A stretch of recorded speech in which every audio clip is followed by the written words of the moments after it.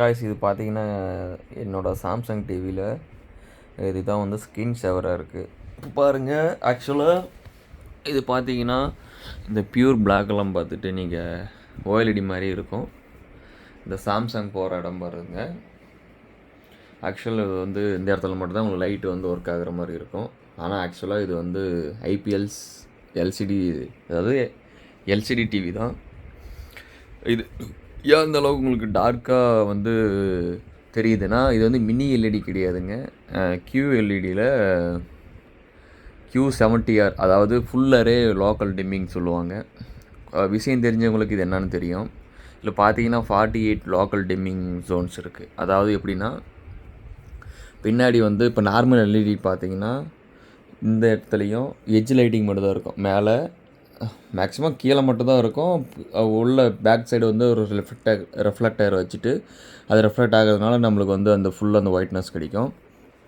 ஆக்சுவலாக இப்போ எல்லா டிவிலையும் அப்படி வரது கிடையாதுங்க. ஓல்டு டிவியில் அப்படி வரும். மொபைலில் வந்து நான் சொன்ன டெக்னாலஜி தான் இருக்கும். மொபைலில் டேப்லெட்டில் இருக்கும்.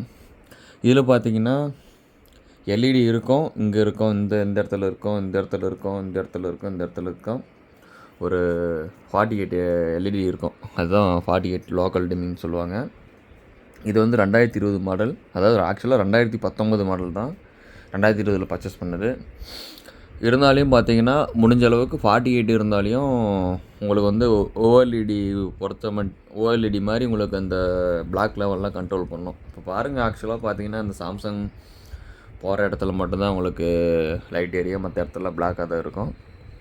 இப்போ இதுக்கு அப்புறம் வந்த மாடல் தான் மினி எல்இடி. மினி எல்இடிலாம் பார்த்தீங்கன்னா கிட்டத்தட்ட 550 லோக்கல் டிம்மிங் இருக்கும்.